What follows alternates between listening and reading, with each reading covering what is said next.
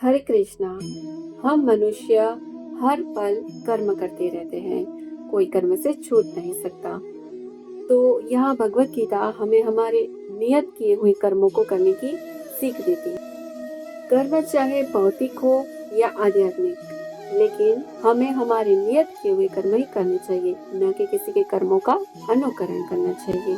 हम यहाँ एग्जाम्पल के तौर पर देखें तो ब्राह्मण को अहिंसा प्रिय है, लेकिन क्षत्रिय को हिंसा करने की अनुमति दी जाती है। क्षत्रिय को अहिंसा का पालन करते हुए ब्राह्मण का अनुकरण नहीं करना चाहिए और खुद को नियत किया हुआ कर्म जो हिंसा का पालन करना है वो कर अगर वो नष्ट भी हो जाए तो उसे अपना नियत कर्तव्य ही करना चाहिए, वही उसके लिए श्रेष्ठ है। लेकिन जब मनुष्य भौतिक प्रकृति के गुणों से पर होकर जब कृष्ण भावनामृत में अवस्थित होता है, तब वो सद्गुरु के मार्गदर्शन के अंदर रहते हुए वो कुछ कार्य कर सकता है। ऐसी पूर्णावस्था में एक ब्राह्मण क्षत्रिय का और एक क्षत्रिय ब्राह्मण का कार्य कर सकता है।